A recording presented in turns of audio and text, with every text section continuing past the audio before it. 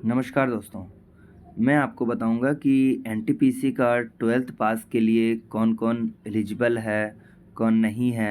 अगर आपके 12th में 50% से कम है तो आप फॉर्म भर सकते हैं या नहीं भर सकते हैं। कैसे क्या है, इनकी सारी डिटेल्स मैं आपको इसमें प्रोवाइड कराऊंगा। चलिए आपको मैं बताता हूँ कि सबसे पहले तो ये है कि आज इसकी जो फॉर्म है, फॉर्म भरने की जो डेट है वो आज 21 सितंबर से स्टार्ट हो रही है।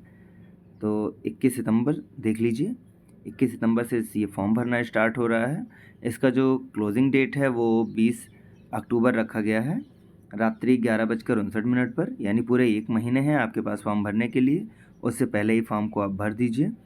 और जो इसका जो करेक्शन डेट है वो 23 अक्टूबर से और 1 नवंबर तक है, जो आपका करेक्शन डेट है। वैसे मैं आपको पहले भी बता चुका हूँ, फॉर्म भरते समय इतना ध्यान रखें कि आप फॉर्म ऐसा भरें कि आपको करेक्शन ना करना पड़े। तो इतना आपको मैंने बता दिया। देन आगे आपको मैं बताता हूँ। देख लीजिए, इसमें 4 पोस्ट इसमें आई हुई हैं। इस वैकेंसी में 4 पोस्ट आई हुई हैं। चारों पोस्ट का मिला करके 3445 वैकेंसियाँ हैं, ठीक है। और डेट आपको मैंने बता ही दिया है कब से कब तक स्टार्ट होगा। हाँ, चलिए अगले पेज पे ये है कि देख लीजिए, अगले पेज पर ये है कि देख लीजिए पोस्ट कौन कौन सी हैं। कॉमर्शियल कम टिकट क्लर्क का है, अकाउंट क्लर्क कम टाइपिस्ट का है, जूनियर क्लर्क कम टाइपिस्ट का है, टेन क्लर्क का है। इसमें 4 पोस्ट हैं। वैसे तो एज जो है इसमें 18 से 30 रखी जाती है, लेकिन कोरोना के वजह से 3 साल की छूट सबको दी गई है, जो कि 18 से 33 हो गया है। अब जिनको आरक्षण है उनको 18 से 33 है।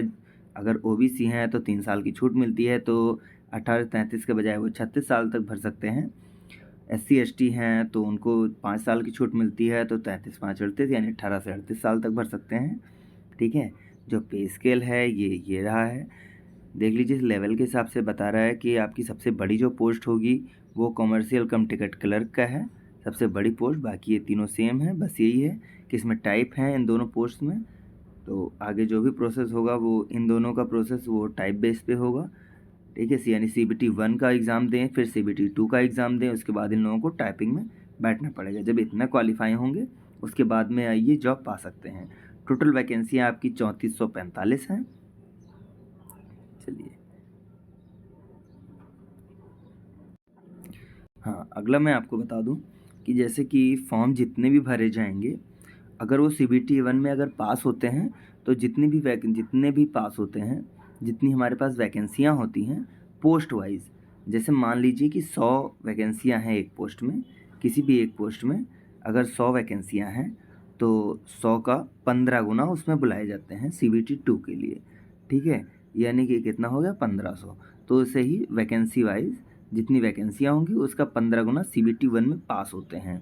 और फिर CBT 2 में उसका CBT 2 में जो होता है वो आपके जितनी वैकेंसियाँ होती हैं उतने ही पास होते हैं। लेकिन अगर यही टाइपिंग होता है, अगर टाइपिंग होता है उसमें, तो टाइपिंग में क्या होता है, पहले तो CBT 1 के लिए आपको 15 गुना ही आपको पास करेंगे, और CBT 2 में जब होगा तो उसमें 8 गुना लिए जाएंगे। और उसके बाद में टाइपिंग होगा, और टाइपिंग के बाद जो सेलेक्ट होंगे वो पोस्ट वाइज जितनी सीटें होंगी उतने ही सेलेक्ट किए जाते हैं, ठीक है। देन आपको बता दें, हाँ देख लीजिए, इसमें नेगेटिव मार्किंग जो है वो 1/3 का है। आपको बता दें कि नेगेटिव मार्किंग जो है वो 1/3 का है, ये देख सकते हैं आप। अब आइए देखते हैं कि एज रिलैक्सेशन कैसे मिलता है, क्या है। देखिए, होता क्या है कि अगर मान लीजिए आप एज आपको मैंने बता ही दिया कि 3 साल को इसमें कोविड की वजह से पहले ही दे दिया गया है, तो ये 18 से 33 हो गए हैं। तो अगर मान लीजिए 2192 का है, अगर कोई जनरल है या AWS का यूज़ करता है, उनका डेट ऑफ बर्थ यानी 2/1/1992 के बाद का होना चाहिए, ठीक है। और ये देख लीजिए 2007 तक इनका 18 साल पूरा होना चाहिए। आप इसके अकॉर्डिंग आप मैच करवा सकते हैं। अगर जनरल या AWS है तो। अगर OBC है या नॉन क्रीमिलियर है तो उनके लिए जो है 2/1/1989 होनी चाहिए। अगर SC ST है तो 2/1/1987 के बीच होना चाहिए। ये 1/1/2007 से इसके बीच में होना चाहिए, यानी कि 1/1/2007 मिनिमम होना चाहिए। यानी 1/1/2007 का जो है या फिर उसके बाद का है तो 18 प्लस होगा, तो वो भी भर सकता है। ये अब आपको बताएंगे कि आखिर आरक्षण किनको कितना मिल रहा है। देखिए ओबीसी में जैसा कि मैंने अभी पहले ही बता दिया था कि ओबीसी में 3 साल की छूट मिलेगी। एससी एसटी कैंडिडेट हैं तो उन्हें 5 साल की छूट मिलेगी। अगर एक्स सर्विसमैन में अगर जनरल हैं तो उन्हें 3 साल, ओबीसी हैं तो 6 साल, एससी एसटी हैं तो 8 साल का मिलेगा। और अगर दिव्यांग है कोई, जनरल में है, ईडब्ल्यूएस यूज़ करता है तो उसे 10 साल है, ओबीसी के लिए 13 और एससी एसटी के लिए 15 साल की छूट है। और हाँ,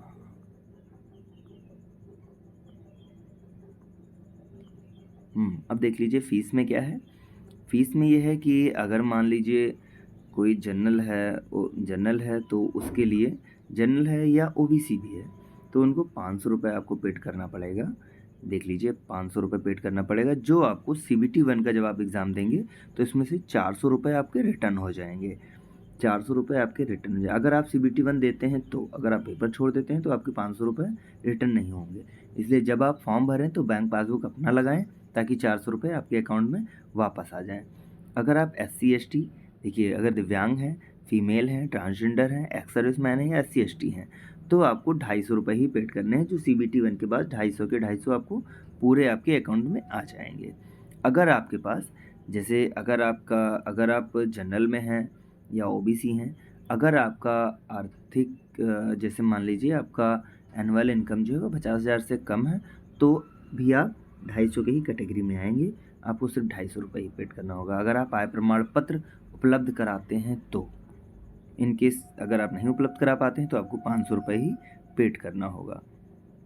इसके बाद में आपको डेट मैंने बहुत पहले ही बता दिया है कि देख लीजिए 20/10 को इसका क्लोज़ हो जाएगा।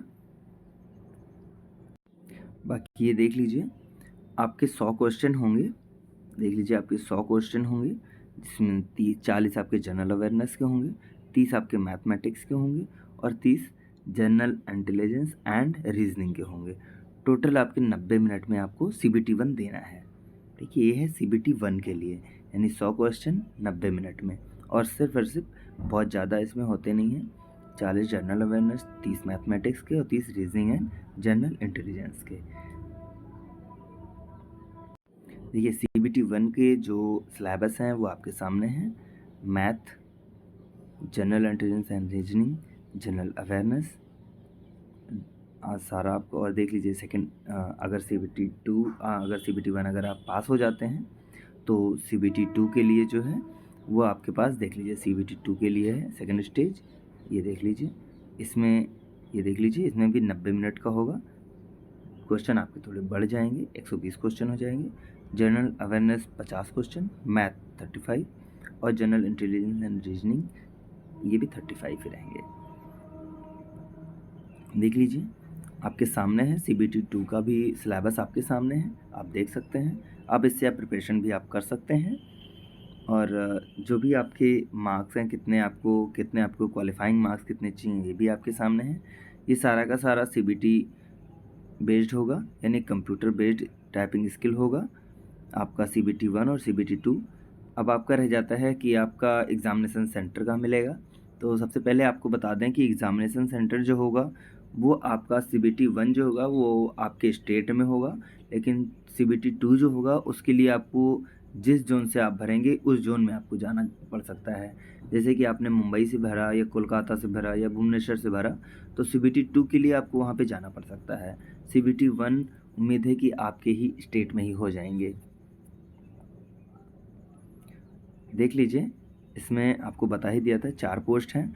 लेवल जो है वो 3 यानी सबसे बड़ी पोस्ट कमर्शियल कम टिकट क्लर्क का है, लेवल 3 है। और इसमें जो है वो सीबीटी 1 और सीबीटी 2 सबको देना है। बस जो टाइपिस्ट के लिए हैं उनको सीबीटी 1 2 के बाद में इनको टाइपिंग स्किल दिखाना होगा। टाइपिंग स्किल जब हो जाएगा उसके बाद में ही इनका सिलेक्शन होगा। बाकी आपको जो भी ज़रूरी जानकारियाँ थी वो मैंने आपको प्रोवाइड करवा दिया है। आगे अगर आपको कोई और भी जानकारी चाहिए तो हमारे कमेंट सेक्शन में आप हमें बता दीजिएगा, और ताकि मैं आपकी कोई भी हेल्प कर सकूं। बाकी इसमें डॉक्यूमेंट क्या क्या लगता है वो मैं आपको बता देता हूं। डॉक्यूमेंट आपका लगेगा, जैसे आप 10th हैं, 12th हैं। देखिए 12th में आपको मैं बता दूं, 12th में अगर आपके 50% हैं तो ही आप इन फॉर्म को भर पाएंगे, सब्जेक्ट नहीं। टोटल अगर आपके 50% है तो ही आप फॉर्म भर पाएंगे। अगर आपके पास 12th में 50% नहीं है और आप ग्रेजुएट हैं, ग्रेजुएशन आपने कर रखा है किसी भी यूनिवर्सिटी से, कोई भी बैचलर डिग्री आपके पास है, तो आप इस फॉर्म को भर सकते हैं। तब आपके पास ऐसा नहीं है कि आपके पास 50% तब आपको ज़रूरी हो।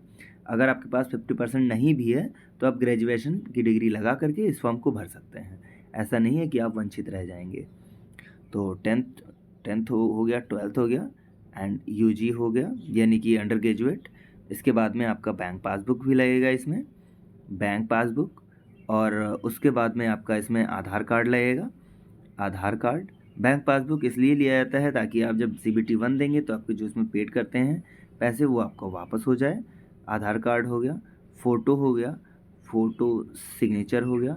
फ़ोटो जहाँ तक कोशिश करें कि आपका बैकग्राउंड वाइट होना चाहिए और फ़ोटो सिग्नेचर। देन आपका 2 आइडेंटिफिकेशन मार्क होता है, जैसे कि आपके कहीं भी तिल हो या तिल के अलावा कोई कट मार्क वगैरह हो, कोई बर्न मार्क हो, वो आप इसमें लगा सकते हैं। तो आशा करते हैं आपको जो भी जानकारियाँ दी हों वो आप उससे आप संतुष्ट होंगे। अगर आपको कोई भी क्वेरीज़ हैं तो आप हमें हमारे कमेंट सेक्शन में बता सकते हैं ताकि हम उसका कोई रिप्लाई दे पाएँ। और अगर हमारी वीडियोज़ अगर पसंद आई हो तो आप मेरी वीडियोज़ को लाइक करिए और चैनल को सब्सक्राइब करिए। धन्यवाद।